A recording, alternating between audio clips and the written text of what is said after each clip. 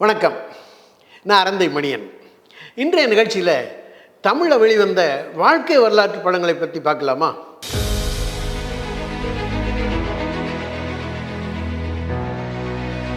இந்த வீடியோவை உங்களுக்கு வழங்குபவர்கள் பேசஸ் பே, secure digital payments with multiple features and great success rate. Biographical pictures, biopic அப்படிலாம் சொல்லப்படுற படங்கள் தான் இந்த வாழ்க்கை வரலாற்று படங்கள். உண்மையில் வாழ்ந்து மறைந்த மனிதர்களின் வரலாறுகளை பதிவு செய்த தமிழ் படங்கள். சரித்திர படங்களில் உண்மையான வரலாறும் கதாபாத்திரங்கள் செலவும் ஓரளவு தான் இருக்கும். கற்பனை பாத்திரங்களும் காட்சிகளும் ஏராளமாக அதில் இடம்பெற்றிருக்கும். ஆனால் இந்த வாழ்க்கை வரலாற்று படங்கள் மனிதரின் நிஜ வாழ்க்கையில் நடந்த சம்பவங்களே பெருமளவு கொண்டிருக்கும். கற்பனை பாத்திரங்களும் சம்பவங்களும் மிக குறைவாக இருக்கும். கிட்டத்தட்ட ஆவணப்படங்கள் போல், அதாவது டாக்குமெண்ட்ரிஸ் போல் இருக்கும். ஆனால் அதை சுவாரஸ்யமாக சொல்லியிருக்கணும். அப்படி இருக்கிற படங்களை தான் நாம் பயோபிக் அப்படின்னு சொல்கிறோம். இப்போ ரிச்சர்ட் அட்டன்பரோ எடுத்த காந்தி உலக புகழ் பெற்ற ஒரு பயோபிக்குன்னு சொல்லலாம். அது மாதிரி சார்லி சாப்ளின் பற்றி ஒரு சாப்ளின் என்ற பெயரிலேயே ஒரு அருமையான பயோபிக் வந்திருக்கிறோம்.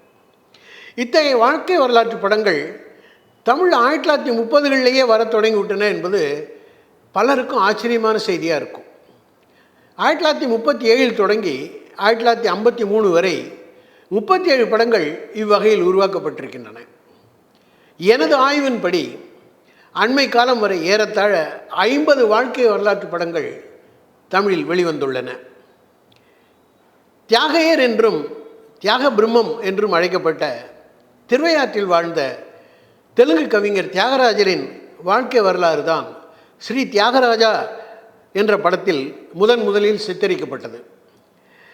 1937 மார்ச் மாதத்தில் வெளிவந்த அப்படத்தை வீரேந்திர தேசாய் என்பவர் இயக்க மாதிரிமங்கலம் நடேசையர் என்பவர் தியாகையராக நடித்திருந்தார். அந்த படத்தை தொடர்ந்து அதே 37 கவிரத்ன காளிதாஸ், அருணகிரிநாதர், சுந்தரமூர்த்தி நாயனார், பக்த அருணகிரி, பக்த துளசிதாஸ், பக்த புரந்தரதாஸ், பக்த ஜெயதேவ் ஆகிய இறை பக்தர்களின் வாழ்க்கை வரலாற்று படங்கள் வெளிவந்தன. ஒரே ஆண்டில் இத்தனை பக்தி படங்கள், எல்லாமே வாழ்க்கை வரலாற்று படங்கள் தான்.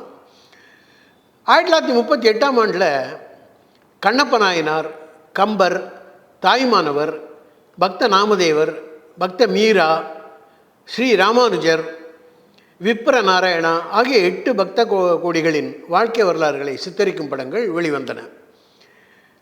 அதாவது அந்த 37-38 ஆண்டுகளில் தான் அதிக எண்ணிக்கையில் வாழ்க்கை வரலாற்று படங்கள் வெளிவந்திருக்கின்றன. 1939 ஸ்ரீ சங்கராச்சாரியா, சாந்த சக்குபாய், மாணிக்க வாசகர், ஜோதி ராமலிங்க சுவாமிகள் ஆகிய 4 படங்களும், 1940 காளமேகம், திருமங்கை ஆழ்வார், பக்த கோராகும்பர், பக்த சேதா ஆகியோரின் வாழ்க்கை வரலாறுகளும் படமாக்கப்பட்டன. அதாவது 37, 38, 39 அத்தனை படங்கள் வரலாற்று படங்களாக, வாழ்க்கை வரலாற்று படங்களாக வந்திருக்கின்றன. அவர்கள் அத்தனை பேருமே பக்தர்கள் தான். தொடர்ந்து திருவள்ளுவர், சோகாமேளர், நந்தனார், காரைக்கால் அம்மையார், அது 2 தடவை வந்தது. பத்ருஹரி, ஹரிதாஸ், மீரா படம் 2 முறை வந்தது. சாலிவாகனன், வால்மீகி, பக்த துளசிதாஸ், மகாத்மா உதங்கர், ஆண்டாள், ஞானசௌந்தரி 2 முறை வந்தது. திருமழிசை ஆழ்வார், ஔவையாரும் 2 முறை வந்தது. பட்டினத்தார், மகாகவி காளிதாஸ், அந்த காளிதாஸ் படமும் 3 முறை வந்திருக்கிறது. இவருடைய வரலாறுகள் எல்லாம் அடுத்தடுத்த ஆண்டுகளில் திரைப்படங்களாக வந்தன. அதே ட்ரெண்டில் 1972 வந்த அகஸ்தியர், 1985 ரஜினிகாந்த் நடிக்க எஸ்பி முத்துராமன் இயக்கத்தில் வெளிவந்த ஸ்ரீ ராகவேந்திரர் என்ற படம், இதெல்லாம் வரை தொடர்ந்து இந்த வாழ்க்கை வரலாற்று படங்கள் என்று சொல்லலாம். அப்படங்களிலெல்லாம் இருந்த பொதுவான அம்சம் என்னென்னா பக்தி தான். அதாவது அந்த கதாபாத்திரங்கள் எல்லாருமே பக்தியில் சிறந்தவர்களாக இருப்பார்கள். முதலில் சின்ன வயசுலேருந்து தவறுகள்லாம் பண்ணி காமுயற்சி மிகுந்தவர்களாக, தவறு செய்தவர்களாக இருந்திருப்பார்கள். பின்னர் மனம் திருந்தி பக்தர்களாக மாறியிருப்பார்கள்.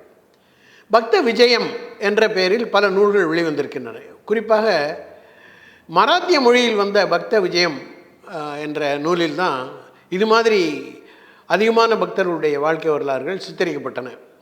அவற்றின் தமிழாக்கத்தை கையில் எடுத்துக்கொண்டு நமது தமிழ் இயக்குநர்கள், தமிழ் திரைப்பட தயாரிப்பாளர்கள் அந்த பக்தர்களின் வாழ்க்கை வரலாற்றை படங்களாக எடுத்தனர். சம்பந்தப்பட்டவர்களின் வாழ்க்கையில் அவர்களின் நிறைபக்திக்கு அதிகமான முக்கியத்துவம் கொடுக்கப்பட்டிருந்தது. அதாவது பார்த்திங்கன்னா, இப்போ ஹரிதாஸ் படம் பார்த்திங்கன்னா 1944 வெளிவந்தது. எம்கே தியாகராஜ பாகவதர், டிஆர் ராஜகுமார்லாம் நடிச்சிருந்தாங்க. அதில் பார்த்தா அதில் முதல் பகுதியில் அந்த ஹரிதாஸ் என்ற அந்த இளைஞன் மிகுந்த பெண்லோலனாக, பெண்ணாசை பிடித்தவனாக, பரத்தையுடன் தொடர்பு கொள்ளவனாக, மனைவியை அலட்சியப்படுத்தியவனாக இருந்திருப்பார். அவன் ஒரு முனிவர்கிட்ட போய் அவரை சீண்டுற மாதிரி நடந்த உடனே இவருக்கு ஒரு சாபத்தை கொடுத்துட்டு, அதனால் இவருடைய 2 கால்களும் போயிடும். கால்கள் இல்லாமல் தரையில் தவழ்ந்தே நடந்து வந்து பின்னர் அந்த முனிவரே இவருக்கு இருந்து சாப விமோசனமும் கொடுத்துருப்பார். அதாவது உங்கள் தாய் தந்தரை நீ மதிக்கலை, அவங்கள காலில் எட்டி உதச்ச, அதனால தான் உனக்கு 2 காலும் போயிடுத்து. அவங்கள நீ மறுபடியும் வச்சு காப்பாற்றி அவங்களோட ரொம்ப பிரியமாக பாசமாக இருந்தீங்கன்னா உனக்கு ஒரு வேளை கால்கள் திரும்ப கிடைக்கலாம் அப்படின்னு அவர் சொல்லியிருப்பார். அதனால் அவன் மனசு திருந்தி கிருஷ்ண பக்தராக மாறி தாய் தந்தையருக்கு தொண்டு செய்வனாக மாறி, அப்போது அவனை விட்டு பிரிந்து சென்ற மனைவியும் திரும்ப வந்து சேர்ந்து விடுவாள். அவன் எந்த பெண் மீது பித்து கொண்டவனாக இருந்து பெற்றோரையும் மனைவியும் அலட்சியப்படுத்தினானோ அந்த பெண், அந்த தாசி பெண்ணும் ஒரு சன்னியாசினியாக மாறிவிடுவாள். இப்படி அமைந்த கதை ஹரிதாஸ். இப்படித்தான் பல பக்தர்களின் கதைகள் அந்த காலகட்டத்தில் அமைந்திருக்கும். அந்த ஹரிதாஸ் படம் வரலாற்று முக்கியத்துவம் வாய்ந்த படம். 1944 தீபாவளியில் வெளிவந்து 1946 தீபாவளியும் கடந்து 110 வாரம் 707 நாட்கள் ஓடி ஒரு சாதனை படைத்தது. ஒரே தேட்டரில், சென்னையில் பிராட்வேங்கிற தேட்டரில் அந்த மாதிரி நடந்து அந்த படம் ஒரு சாதனை நிகழ்த்தியது. இந்த படங்களுடைய கதைகள் பல முறை திரும்ப திரும்ப படமாக்கப்பட்டதும் உண்டு. பக்திக்கு அதிக முக்கியத்துவம் கொடுக்காத வாழ்க்கை வரலாற்று படங்களும் சில படங்கள் வந்திருக்கின்றன. உதாரணமாக தெனாலிராமன், ஆந்திராவில் கிருஷ்ணதேவராயல் அவையில் இருந்த தெனாலிராமன் கதை 2 முறை படமாக்கப்பட்டது. அது ஒரு வரலாற்று படம் தான். ஆனால் அதிலிருந்து அவனுடைய புத்திசாலித்தனம், முக்தி சாதுரியம், நகைச்சுவை ஆகியவற்றுக்கு அதிக முக்கியத்துவம் கொடுத்திருந்தது. அவனுடைய பக்தியை விட அவனுடைய சாதுரியத்துக்கு அதிக முக்கியத்துவம் கொடுக்கப்பட்டிருந்தது. அதில் 2வது முறை எடுக்கப்பட்ட போது சிவாஜி கணேசன் தெனாலிராமனாக நடித்திருந்தார். கப்பலோட்டிய தமிழன், புரட்சி வீரன் புலித்தேவன், வீரன் வேலுத்தம்பி, முகமது பின் துக்ளக் போன்றவர்களின் வாழ்க்கை வரலாறுகளும் தமிழ் சிறப்பாக படமாக்கப்பட்டிருக்கின்றன. இந்த வகையில் சிறப்பாக குறிப்பிடத்தக்க 3 படங்கள் ஞானராஜசேகரன் அவர்கள் இயக்கிய பாரதி, பெரியார், ராமானுஜன் ஆகியவற்றை சொல்லலாம். அந்த 3 படங்களுமே மிக சிறப்பாக எடுக்கப்பட்ட வாழ்க்கை வரலாற்று படங்கள். அதுவும் பாரதி, மகாகவி பாரதியாரின் அந்த படம் பெருத்த வரவேற்பை பெற்றது. தமிழே தெரியாத சாயாஜி ஷிண்டே என்ற ஒரு மராத்திய நடிகர் அந்த படத்தில் அந்த பாரதியாரின் அந்த குணச்சித்திரத்தை உள்வாங்கி கொண்டு மிக சிறப்பாக நடித்திருந்தார். தேவயானி அவருடைய மனைவி செல்லம்மாளாக நடித்திருந்தார். அதுபோல் பெரியார் அவர்களுடைய வாழ்க்கை வரலாற்று படத்தில் சத்யராஜ் அவர்கள் பெரியாராக நடித்திருந்தார்.